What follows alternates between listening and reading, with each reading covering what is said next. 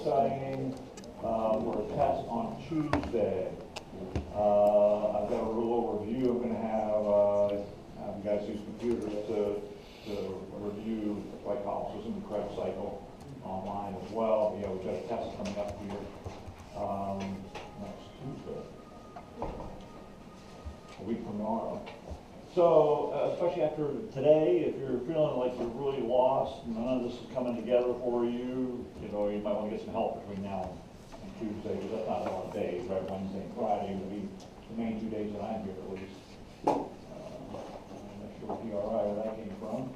All right, so let's look at the notes that we're doing today. Do a little simplification here. So what we've looked at glycolysis, there's pyruvate decarboxylation, the Krebs cycle. These things require oxygen, okay? Or at least you're assuming there's oxygen present. And the part that requires the oxygen really is the electron transport chain. Let's feed into the electron transport chain. Good, NADH or FADH2, yes. And those are produced, well, FADH2 is only produced at one place in the Krebs cycle. The NADH, however, comes out really in all those other steps. A couple of them come out through glycolysis, a couple of them come out in the pyruvate decarboxylation, and a lot of them come out in the Krebs cycle. So those feed into the electron transport chain. Maybe I'm going to go ahead and just get the electron transport chain back up here.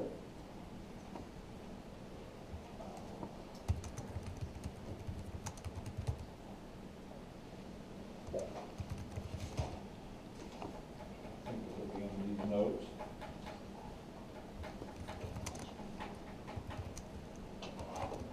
That was pretty confusing back when we were doing this. But yeah, NADH feeds in, or down here, FADH2 feeds in at a different location.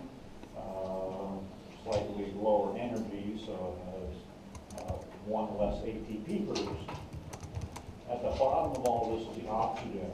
So I'm not sure if you understood this very well, but we need the oxygen to accept the electrons from the cytochrome A, so the cytochrome C can pass the electrons on, so the cytochrome C1 can pass electrons on. Right, we need this oxygen down here to cause this to happen.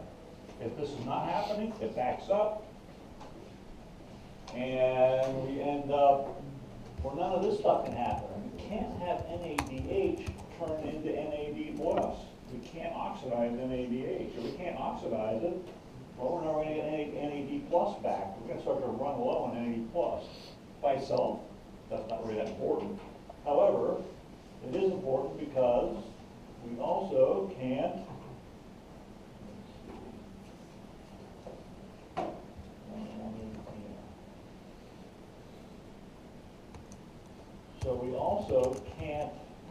undergo glycolysis without NAD+, because down here, where we make the NADH,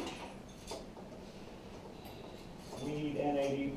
These are all examples of coupled reactions, really, right? One reaction requires the other one to occur. Partly, in this case, it's simpler than what I told you in your notes, but we need this to happen because it's a reactant, really. So we need this reaction to be happening. And if we start to run low on NAD+, this can't happen, and therefore we can't turn glyceraldehyde into 1,3-biphosphoreglycerate. Okay? So none of this starts to happen. It all starts to shut down. And if this can't happen, then the steps ahead of it can't happen, and we don't even get these ATP, really. Well, I'm sorry, that's not true. We do get those ATP, I'm sorry, that's a mistake. All right, so that's what this is all saying. If we don't have oxygen to take electrons away at the base of the ATC, then everything gets plugged up. We don't get FAD or NAD+ back because these reactions aren't happening, and then that stops, well, pretty much everything. Okay. Well, I'm sorry, I'm switching flip-flop on this again. It does in fact stop glycolysis. If we don't have any NAD+, we can't have glycolysis happen at all. So we have a way of circumventing this somewhat. It's not very effective, but we can do it a little bit. other organisms do this as well. So we use it in mussels. Vertebrate mussels can do this. Certain bacteria do this, and this is part of their lifestyle, or maybe their entire lifestyle. But the lactobacillus, the ones that ferment dairy products, basically, do these steps or these pathways. So I want to point out, this is a big part, I think you have trouble understanding, a lot of you, that it's the NAD plus now that we're trying to get back. We need NAD plus, let me go back to this diagram. We need NAD plus because these steps require NAD plus, and if we don't have NAD plus, we can't even undergo glycolysis. All right. So we can still get some NADH, but that can't turn into the NAD plus. So what we do is do a separate reaction. Instead of taking pyruvate and decarboxylating it and sending it in the Krebs cycle, we can have an alternative pathway. We can take the pyruvate and turn it into lactate or lactic acid. That regenerates an NAD plus.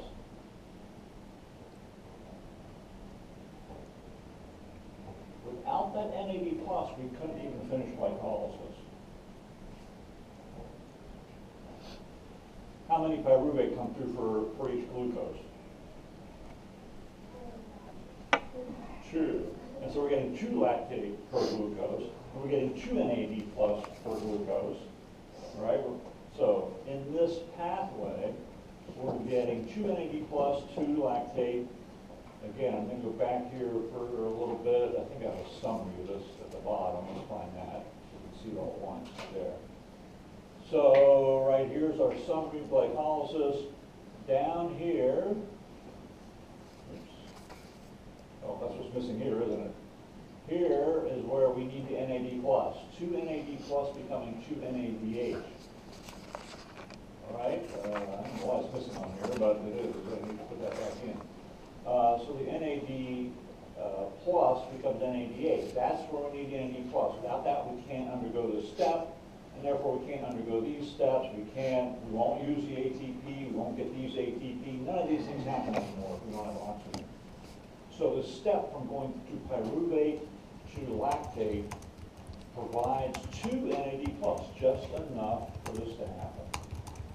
All right, just enough for this to happen. Not very much, but enough. So we can still get the 2 ATP per glucose that come out of glycolysis when we're anaerobic. Well, why would we be anaerobic? When's that going to happen? When would our muscles not have enough oxygen? Pardon? Exercise. Yeah, when you're exercising really hard, right? When you're breathing your maximum rate, and it's still not enough.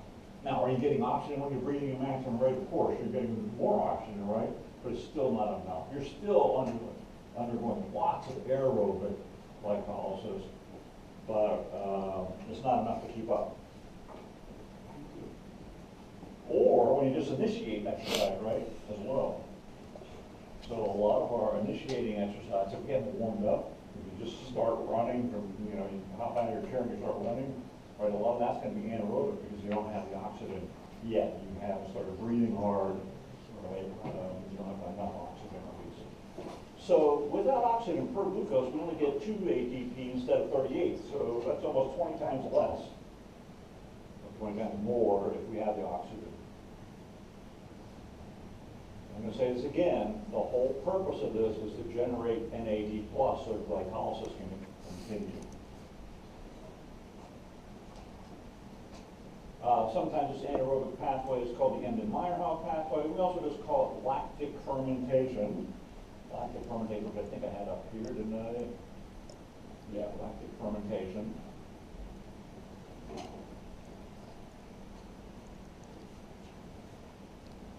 So this is one solution to not enough oxygen. Other organisms have other solutions. Yeast have a whole different process. But the purpose is identical. The purpose is to get NAD plus.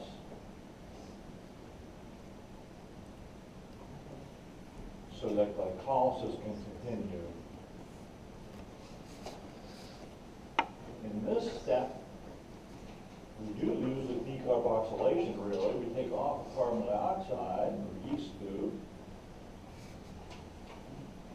we get down to a two-carbon molecule, acetaldehyde and ethanol. Right? And here we're going to be oxidizing this. This is a more reduced form. Alcohols are more reduced compared to aldehydes, more hydrogen compared to aldehydes. And we get two products here, well, three products really, right? Carbon dioxide, we get ethanol, and we get NAD+. Again, it's the NAD+ that really the organism's after. The ethanol is actually a poison to it, right? I mean, yeast can only survive up to about 14% alcohol, and they kill themselves in their own waste products. So it's not like they're trying to make the ethanol, they don't even want that. The carbon dioxide doesn't really do them any good, right? I mean, that's just there as a byproduct. So the purpose of alcoholic fermentation by yeast is the same as that of lactic formation. There's other pathways. Acetic acid vinegar, bacteria rather make vinegar. Okay, there's another pathway without oxygen. I'm sure there's more. I'm sure there's some bizarre bacteria out there that have other pathways. I'm guessing that at least. But all of these, any of these fermentations, the purpose is to generate NAD+. That's what's useful to the organism. The other byproducts aren't useful. Lactic acid is not useful to us. In fact, it hurts us, right? It can be toxic. It causes pain in our muscle. You guys know that, I think, right? You work out and you get lactic acid buildup. Ethanol is a poison to those organisms, to the yeast. So it's not these other products that they're after. This is a product they want. And why? So we still get 2 mesosyl ATP per glucose instead of nothing.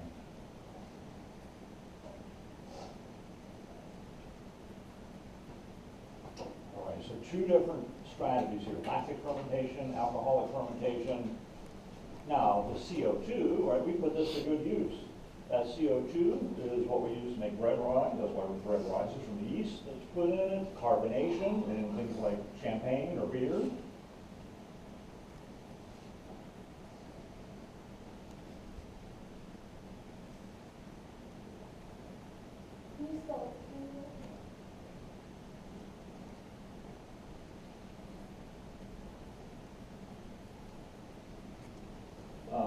And in general, a lot of soft drinks are not fermented anymore. Even champagne, you don't often ferment anymore. Just add carbonation to it. Right? Take wine, you add carbonation to it, rather than natural fermentation products of CO2. Even some baking, right? We use baking powder. That's one that is a chemical reaction that provides carbon dioxide rather than yeast. It's a slow process when you do it right. You know, when you make bread, or you got to knead it, you got to let it sit, you got to let it ferment, you got to knead it again. All right, well, so as we mentioned already, you guys came up with oxygen debt when we're not getting enough oxygen, enough to supply all our needs. We start to call this oxygen debt. There's something we're going to pay back.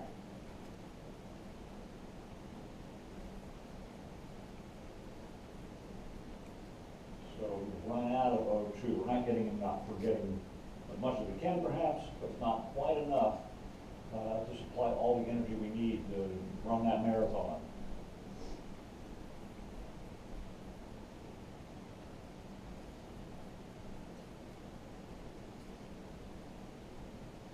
One for student body president. That's another one.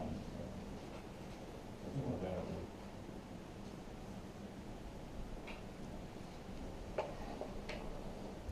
That's going to be a bad year next year, isn't it?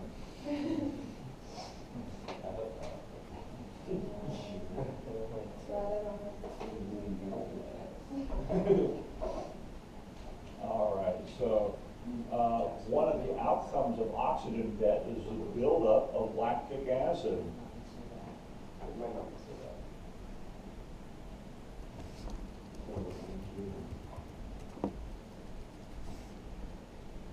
So one of the things we've got to pay back from our oxygen debt is we've got to get rid of the lactic acid that's built up in our muscles and in our tissues.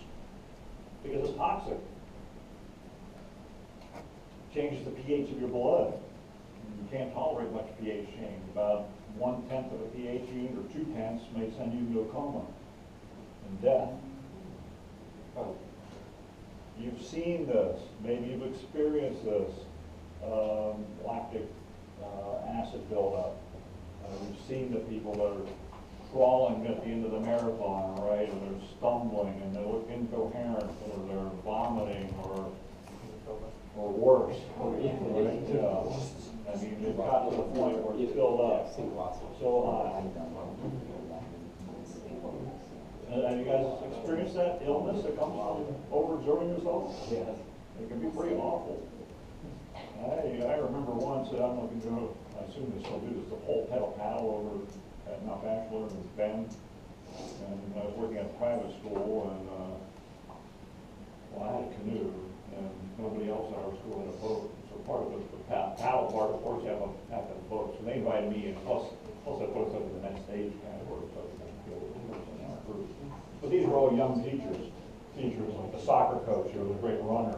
We had a guy who was an Olympic hopeful for cross-country skiing. We had a great downhill ski coach. So we had people who were trained. I wasn't really trained in that, but they asked me to do the paddle part, which is a 2-mile paddle on the pond there. And I didn't really train for it.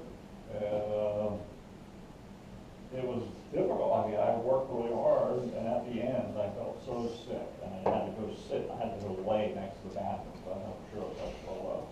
And it took maybe an hour to recover, and I just felt awful for that hour.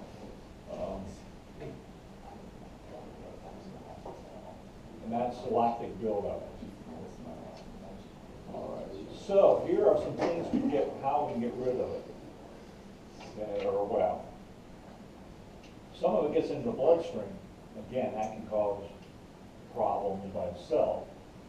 But our kidneys will remove it slowly, right? We'll get rid of some of this from our blood, and it'll be excreted into our urine. But think about that. In terms of efficiency, that's not very efficient. We burned up a whole bunch of sugar, and we got 2 ATP, and that's all we got from it. If we get rid of that lactic acid, we're done, right? So we can handle some of our bloodstream. We've got buffers in our bloodstream. It does absorb acids pretty well, and bases. But if we exceed that limit, we're going to be in trouble. So if somebody pee out, right, through our kidneys, we also can convert, once we have oxygen again, this requires oxygen, but once we are rested again, we're breathing normally, we can convert lactate back into pyruvate. And then we can just continue with that, right? And then we can take that pyruvate and decarboxylate it and run it through the Krebs cycle and continue on our old merry way of generating ATP with those products.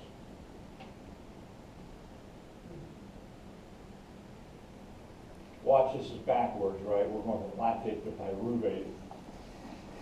We're going from lactate to pyruvate here. And notice that we generate NADH. And if we have oxygen, which we do at this point, what can we do with NADH?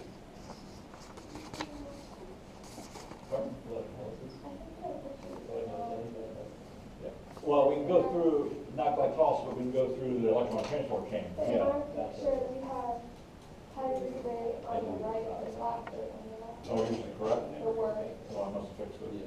It's ours, wait, it's ours stuff or is it? Well, we're going from lactate to pyruvate, so whichever.